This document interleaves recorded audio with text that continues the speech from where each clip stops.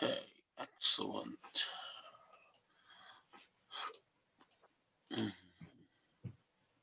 Just getting the page up here. Everything's working today properly.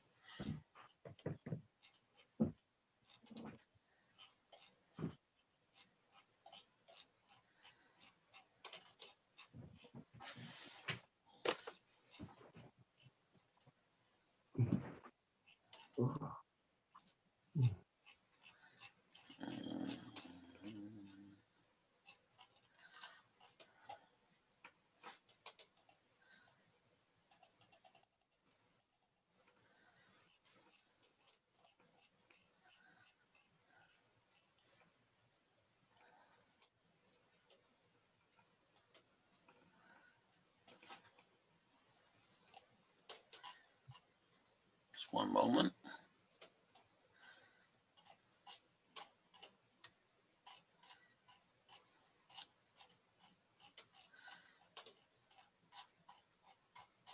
One second here.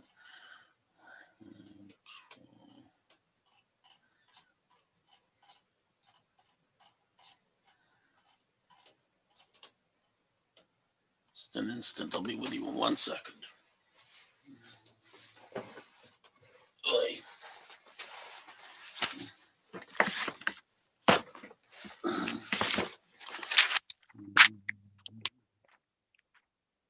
There we are.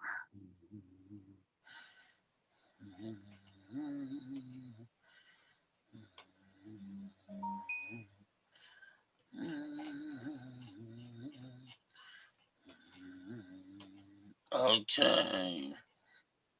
Okay. So we were here, right here. Okay.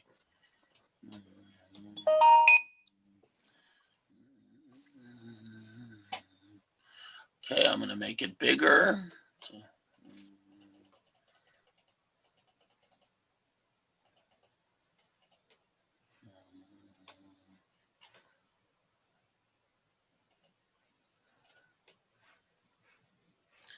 Okay, and share screen. Hello, hi. Okay. Okay, here we are. So we have here. So we have here the discussion of a city near the border, where even if they're not threatening you, and of course, as I explained, the Rishon and the medieval commentaries say that these days there's no such thing as someone who comes only for money, because if they don't give you money, they'll threaten your life. But at any rate, so where do we see this? So Hashem asked of David asked of Hashem, shall I go and smite the Plishtim? And God said to David through the Urim V'Tumim, go smite the Plishtim and saved Keilah. So even though it was only straw they wanted, they were robbing the threshing floors of straw after the grain had already been taken off. Nevertheless, with regards to a border town, any attempt to allow people to not stop people from entering the land is considered a sakana. Where they're already there, no. But when they're not already there, any eruption, IRUPA, is going to be a problem. Now, so then the Gemara asks a question. If you say a halacha question was in doubt, there was permitted or prohibited to fight the Philistines on Shabbat, he could have asked the court of Shmuel of Ramah, the Samuel the prophet. Why did he ask there in V'Tumim? So instead, he asked whether he'll succeed, because the Urim V'Tumim, you don't ask a halacha question. The breastplate of the Kohen Gadol, you only ask a question of the future. Will it succeed or not succeed? Legal questions, you always ask the Sanhedrin. But questions of the future, you ask of a prophet, and a prophet not being available, you ask of the Urim V'Tumim of the breastplate of the Kohen Gadol. Okay, and that is, and we discussed the implications. So the legal implications of this are that that any concession, when you have a contiguous territory, so any concession of any land on the border, at the edges of this territory, is a danger because it encourages the enemy. Because the fact is that any time you make a concession as a result of a threat of force, you encourage the enemy. So where they're already there, where you, like in Babylonia, you didn't have necessarily contiguous territories, only many territories. So you deal with the situation as it is. But where you have a contiguous territory, like in the case here, that this was the border, the Philistines and the Israelites, so then you can't give them straw, let alone give them land. So from this, it's extremely clear that anyone who has a history of threatening you with force, it's forbidden to give them any concession as a result of that threat of force. Which the relevance to modern situation is that since there have been numerous terrorist attacks and threats of force by the Arabs, any concession of land to the Arabs is considered a danger to all 7 million Jews in Israel and is absolutely forbidden according to halacha, and there are no further questions to ask. Okay. And so this is an example of a law that we learn out from what is essentially a piece of Aggadot.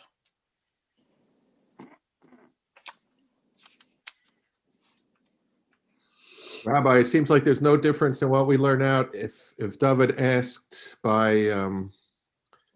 the Kohen or if he asked by the Sanhedrin. No, because I'll tell you. So because asking the Sanhedrin is a halacha question.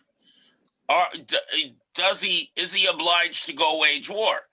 So that he would have asked the Sanhedrin if he didn't know the answer.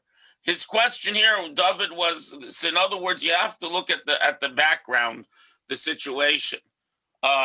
If you'll give me a moment. So let me just grab the Sefer Shmuel. Let me give you the background. Get my Tanakh. Here it is. My trusty Koren Tanakh. Okay. So it's Shmuel Aleph Chav Gimel.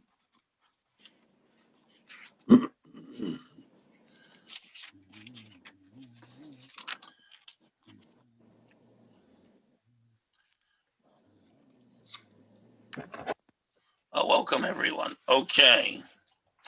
So it's Shmuel Sfaria Mishigas again. Okay. You know my sandals, they're on the side near the bench. Okay, 1 second here. Here. Yeah, Shmuel Aleph Chav Gimel. Give me a moment. So here we are. So this is all the way. So let me give you the historical background.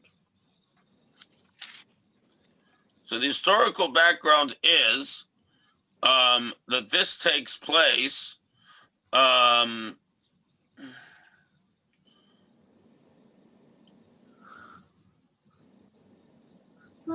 this takes place when Shaul is still chasing David, when Saul is still chasing David.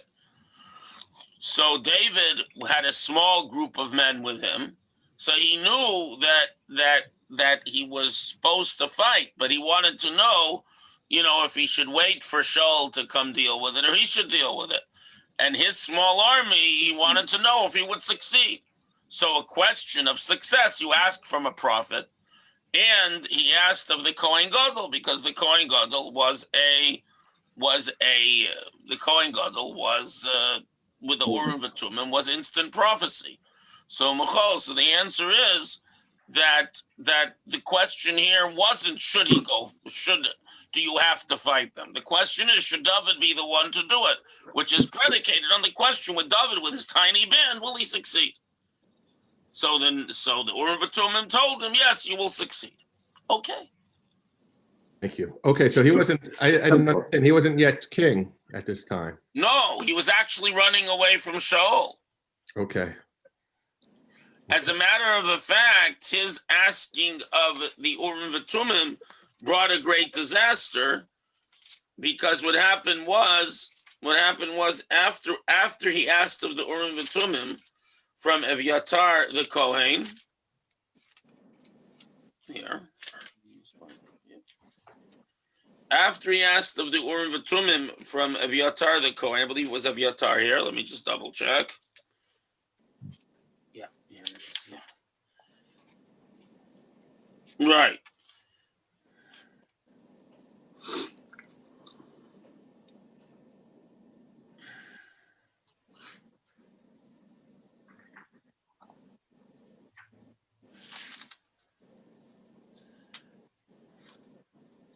Right. So Shaul comes, and David has to go away, and then and so on, and he keeps Shaul keeps chasing him after he saved Killa,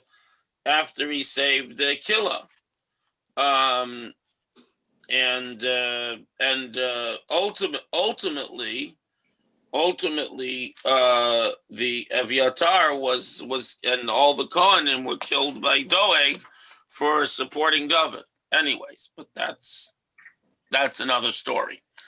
Now, so the next thing we're going to discuss is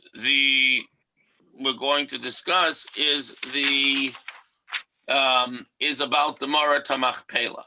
There's a little piece about Marat HaMachpelah. That's the next piece of Aggadot in Eruvin on 53a, where we're going to go. Okay.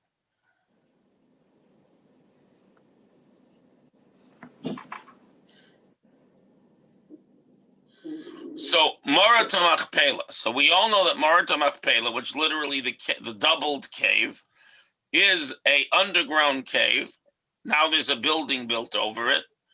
The building, by the way, is old. It's from the time of Herod. It's from the Second Temple period, the basic part of the building. And and by tradition, Adam and Chava, Avraham and Sarah, Yitzchak and Rivka, and Yaakov and Leah are buried there. Originally, it was a doubled cave. Now there are many layers of earth between the burial caves and the building that we to go there to pray. If you've been there in Hebron, so Rav, my son was there recently. So Rav and Shmuel, one said Shnei Batim Lifnim Beizeh, that it was two rooms, one deeper than the other. Another said no, it was two rooms, one on top of the other, that there are two layers of crypts there. So if it says one is on top of the other, it's doubled. But if it's two rooms, one within the other, why is it called double? Because it's two separate rooms, not a double room. So the answer is, let's see. Shekfula Bazugot. It means 15, to say 20 minutes. that it is doubled in pairs. In other words, because it has multiple pairs, because it's all husbands and wives buried there. Mamre Kiryat Arba. Why is Mamre called the village of four? Amar Rabbi Yitzchak. Kiryat Arba Zuga. It is called the village of four pairs because four pairs are buried in the cave near the town of Kiryat Arba, which was a different town. Today there's a town near Hebron called Kiryat Arba, a very large Jewish town, but that's not exactly because Kiryat Arba is Hebron. Amar Rabbi Yitzchak says Kiryat Arba Zugot, the Kiryat, the town of four pairs: Adam and Chava, Avram and Sarah, Yitzchak and Rivka, Yaakov and Leah. So we have here a difference of opinion as to how the Torah should be interpreted in an Aggadic manner. By Hebi May Amraphel. So Rav and Shmuel also argue about the meaning of Amraphel. In other words, that Amraphel is a name so if you remember, Amraphel invades Sodom.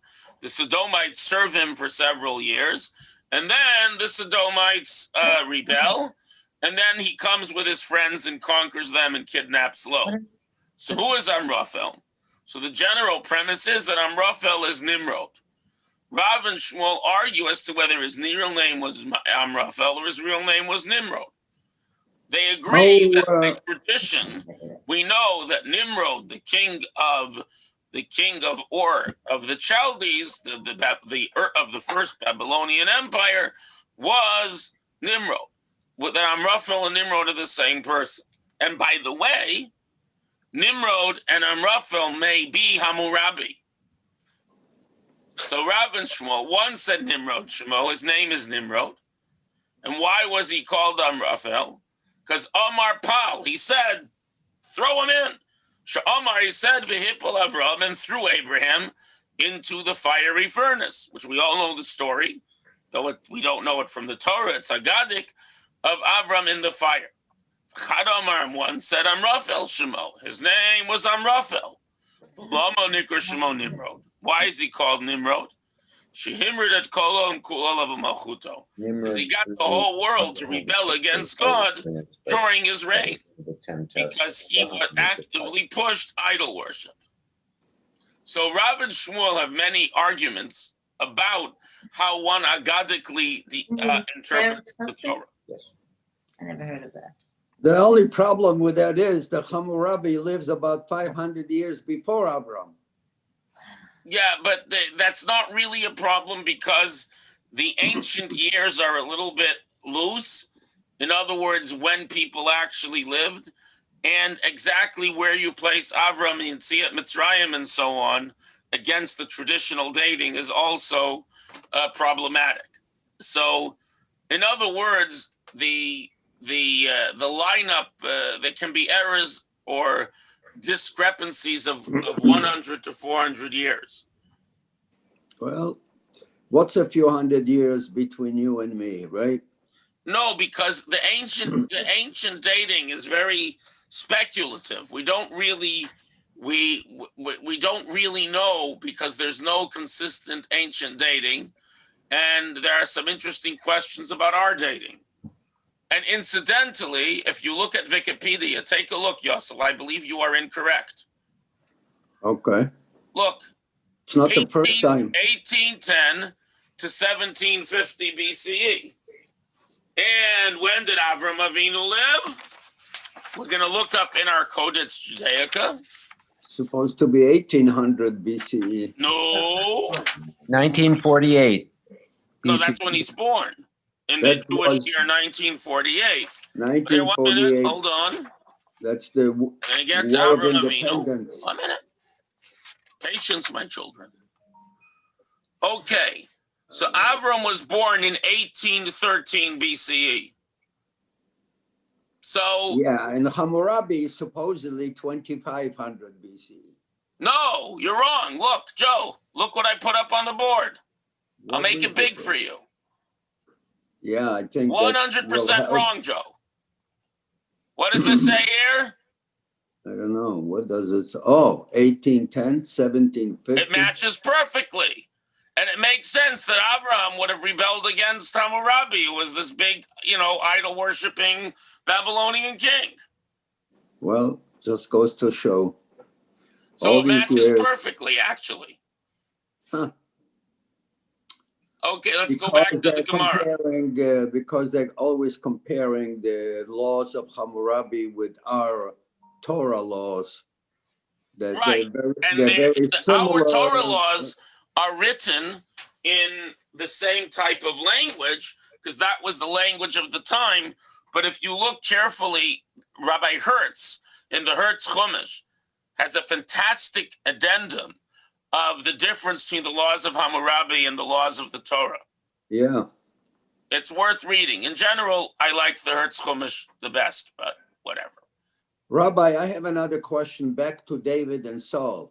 So Shaul is chasing David and wants to kill him in many different circumstances. And David is hiding out in And he's hiding out and whatever. My question is, David has a few men. He is, I don't want to say robbing, but he stops and gets money and food for his people. But who has the right to go to the Kohen and say, tell me, get in touch very good question, Joe. Lovely question.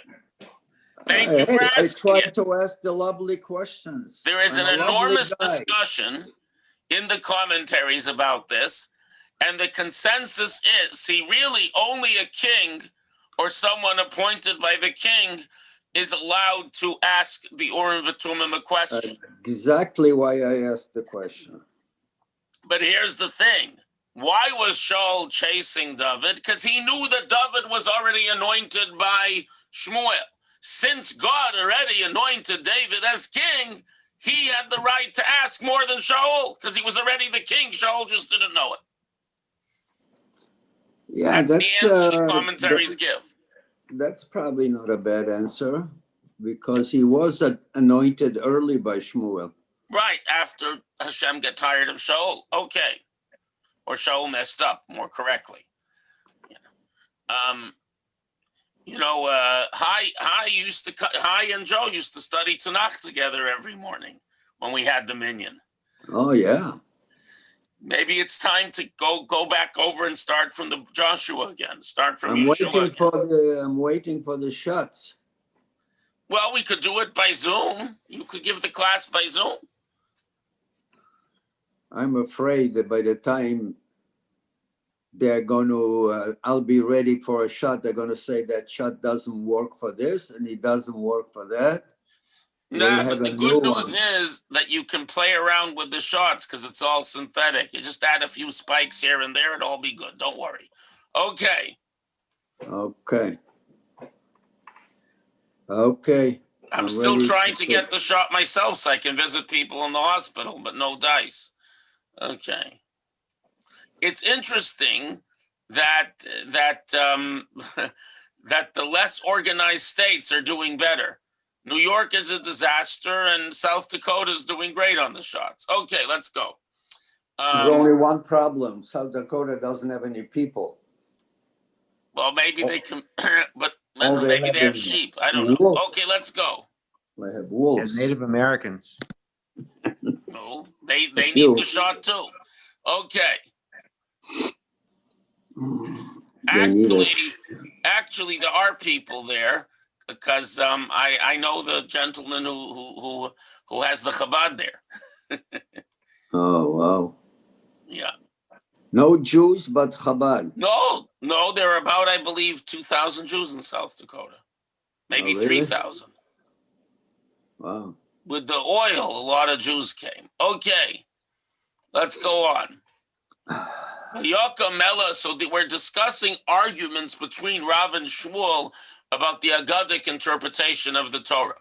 So Vayaka Melech Chadash al Mitzrayim in Shemot that we read a few weeks ago, a new king arose over Egypt. So Rav and Shmuel argue. Chad Omar, one said Chadash Mamish, it was a new king. In other words, it was a new king, and the commentaries say a new dynasty who had no relationship to the Hebrews. And one session is Chadshik Zayrotav. He was an old king, but his decrees were new. In other words, he really knew of all the good that the Hebrews had done for him, but his decrees were new. So the one who says new, it's easy, because it says Chadash in the Torah. The one says his decrees, because it doesn't say, and the king died and a successor reigned. So, for example, with regards to the kings of Odom, it says Vayamat Vayimlo. Since it doesn't say he died, it just says V'yakem Melech Chadash. It means this guy was all nice to the Jews. Then he turned around and had a new face and started oppressing the Hebrews. It happens once in a while. Right, and the Gemara says, according to the one who says the decrees were new, isn't it written, who knew not Joseph? For the same king, how could he not know Joseph? The Gemara explains what is the meaning of the phrase, who knew not Joseph. It means he conducted himself like one who didn't know Joseph at all. In other words, he acted as if he didn't know Joseph.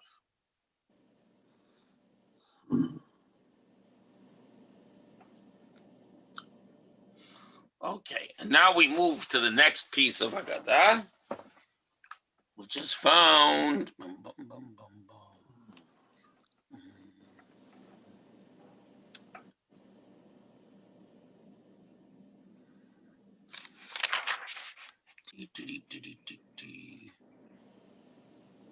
Very interesting. Now we're going to have a very famous statement.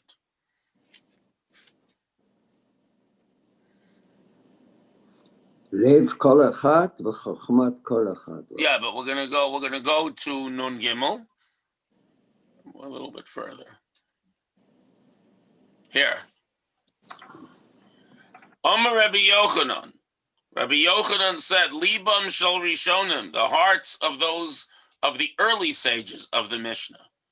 Kipitzko shel Ulam were open like the door of the Ulam. The Ulam was the door to the Beit HaMikdash. It was 60 feet tall by about 100 feet wide.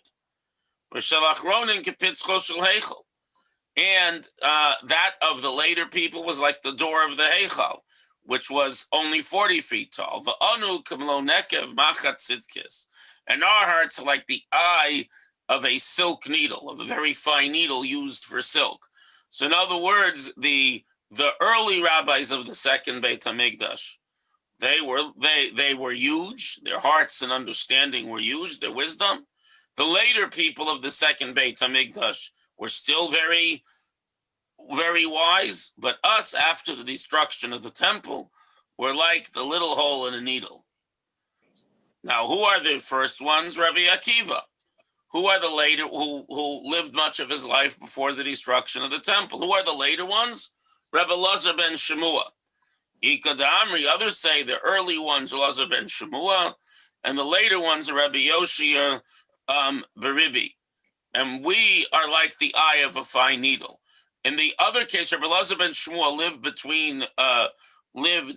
in the time of Bar Kokhba, and Rabbi Yoshia Beribi lived after the Bar Kokhba revolt. Because basically, three things happened. One is the Hasmonean dynasty became corrupt and fell. Then the Romans took over and the temple was destroyed. And then there was a belief flourishing. And then there was the Bar Kokhba revolt and the terrible persecution afterwards. So in the first case, we're talking about before the destruction of the temple, after the destruction. Rabbi Akiva lived a very long time, and after the Bar Kokhba revolt. The other opinion is we're talking at the time of the Bar Kokhba revolt and its aftermath. Now, well, that's more like it because, it's not very respectful. This whole issue here. They make statements. We are in the middle here of Tkufat Chazal, of the age of the Chazal, which is an 800 period year that produced some terrific things. So how do you say this one doesn't add up to much? Because you see in the earlier generations that much more vision. You say that we spend hours in the Gemara, pages and pages, figuring out what one line in the Mishnah meant, and the people of the Mishnah, they knew in that one line right away all the things that it says in the Gemara. So in other words, to a great extent, they had a much clearer vision. You're just making my point. That's exactly right. In one word, they knew the whole history. So why are you bothering and demoting this group and promoting that group? The reason is very simple. That we should, in other words, sometimes we see a line in the Mishnah, or from our point of view, a line in the Gemara, and we don't take it seriously. We say, oh, this doesn't seem to make sense. So you should know that they were way, way wiser and had way more divine inspiration. They were both wiser and holier than we are. So don't dismiss a line in the Mishnah, or in our case, a line in the Gemara. Study it and break your head, because they knew a million times more than you. Break your head, because they saw much further than you did. That's okay. Idea. Rabbi? That's why we're comparing generations. And let me tell you something. If you look at the true giants who introduced whole new, deeper ways of understanding, who were able to create whole new paradigms for dealing with halacha, who were able to create whole new movements in Judaism, good movements. Take a look. You talk about Bar Kokhba revolt, think about the Holocaust. Every major figure, every giant that we have had was born before the Holocaust. We can, you have people like Rabbi Soloveitchik, you have Moshe Feinstein, you have the Lubavitcher Rebbe, who today is the day his father-in-law passed away, and a year later he took office as if it were. You had the old Gerer Rebbe, and so on. You had the Rogachover. You had Rabbi Nachum Ziemba from The Baal Shem Varsha. Tov? You had what? The Baal Shem Tov. No, I'm talking about 20th century specifically. But Shem Tov is 18th century. Right, But I'm talking what I want- 20. I'm saying you had these giants in our time. But there are Yes. no giants. There is no one who remotely approaches the Lubavitch Rebbe, Moshe Feinstein, great scholars. The Rabbi Soloveitchik, there's no one in each of these communities. In the Polish Hasidic community, the old Gerer Rebbe, the old Belzer Rebbe, there is no one who approaches the Baba Sali. In the Sephardic world, Rabbi Yitzchak Kaduri, Rabbi Yosef Kapach, the Yemenite world. My point is, none of these communities has anyone who remotely approaches the greatness of these men. So What what did do they all you- share in common? They were what do all you born mean, before the Holocaust. Are you talking about the last 20 years? I'm talking that Today? I am saying that since these men left this world, there is no one remotely approaching even their toes. No one any remotely Okay. approaching their brilliance and their vision and their holiness. So what does that tell us? It tells us the same way that the Bar Kokhba revolt and the destruction that came after it caused a shrinking of the hearts and minds, that as much as we have, computer programs and more people studying Torah than ever before, in terms of true greatness, we lost something in the Holocaust that can't be returned, at least not till Mashiach comes. That's all. Well, Rabbi, it's very possible that 20, 40, 50 years from now, they're going to point at our age and say, oh, look at these great rabbis. They're going to become famous. We'll have to see. Well, we'll have to live and see. But You're the right. truth is that we see Typical. there are many great scholars, but we don't see anyone of the caliber of the people that I mentioned. Okay. We'll see. On the topic of the steady decline of the generations, Abaya said, and we, as far as the capabilities are concerned, are like a peg in the wall with regard to Torah study. Just as a peg enters a wall with difficulties, our studies penetrate our mind only with difficulty. Rava said, and we're like a finger in wax with regard to logical reasoning. A figure is not easily pushed into wax and extracts nothing from the wax. Rav Ashi said, we're like a finger in a big hole with regard to forgetfulness. Just as a finger easily enters a large hole, so we quickly forget our studies. Rabbi? And let me tell you something. There are many very knowledgeable people around. But remember I mentioned Rabbi Hirschprunger's yard site, and he's from our times. He died in the 1990s. Or the O's, I think. So Rabbi Hirschprung from Montreal knew every letter in the Talmud by heart. And all the Rashis and all the Tosfot. I don't think you have too many people like that today anymore. Yeah, but that, I have a problem with that because that shows two things. He could really be a great student, a great Talmud Chacham. On the other hand, there are a lot of people that have this talent, this photographic memory that don't add up to beans. This is, But you're born with a Rabbi talent like Hirschprung, this. Rabbi Hirschprung was a very deep thinker. I know many Okay, people who knew him. So he was the lucky one. Yeah. Well, yeah, but you know what, say something that my grandfather of blessed memory told me that as a child, when he lived in the Carpathian Mountains, he said his father used to go to the Vishnitzer Rebbe on the other side, or the Polish side of the Carpathians.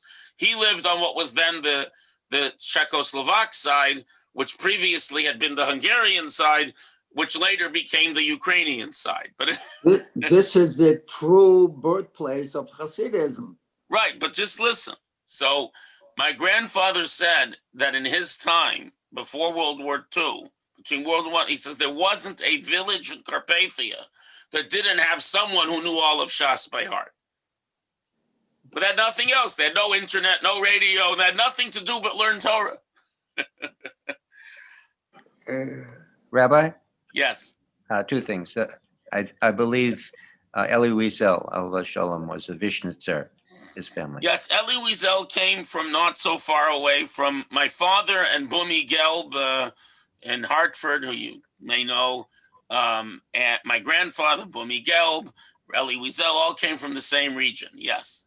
Secondly, about the decline of generations, is that analogous to the decline in Hasidism from the Baal Shem Tov to later Well, generations? you don't necessarily have always a decline. But In when other they words, talk, it when they goes talk very, about knowing the prayers and the stories, you know, that story. yeah, but right. But at the same time, there are other stories. In other words, you had in later Hasidism very, very great people who you could really compare to, to early generations. So it's not every later generation is lower than a higher one. In other words, by way of example, you have greatness in Poland during the 17th century that you didn't see in the 15th and the 16th. It's very complicated. But on the whole, what the Gemara is saying, and which I see as true in our time, is there are moments when there's a sudden decline, when we just don't have that. We live in a world, and we went to transition from a world in which most people were knowledgeable and committed Jews to a world in which most are not. And there's more Torah learning now than ever before. More people study, more people in yeshivot, and so on. But the level, not just of learning, but of holiness, of vision, we definitely did not replace those people. In other words, if you look earlier, so the first Belzer Rebbe was replaced by the later, but the present Belzer Rebbe is a nice person, but you can't compare him to his ancestors and so on. Okay. Now we're going to move to another issue, not the decline of the generations. Oh, it got late. I'm sorry. Okay, so we're on line 20. I wish everyone Shabbat Shalom. Sorry for keeping you longer. I tried to keep these to 30 minutes, but we had a very intense discussion. So Shabbat Shalom. And if you want to join us for 15 minutes of the Parsha, please do. Take care, everyone. All the best. Shabbat Shalom. Yeah, and just letting you know, it's going to be in the email. The Eruv is still down. It got very complicated. Okay, all the best. Hey, Natalie, Yes. can you hear me? Sure. Da. Da. So I have a question. If I gave you my email, could you? I'm gonna leave it open so you guys can talk. Could you initiate a Zoom discussion? Yes, sure. So do you want my email? Yes, please. Could you write it down, please? Or you can tell me. I'll tell you. The J chat, like and in, I'll leave you guys on until you're done. okay, Okay. J like in Joseph, J. R like in Ruth, Singer, Singer, Yeah. 26 at That. Comcast.net.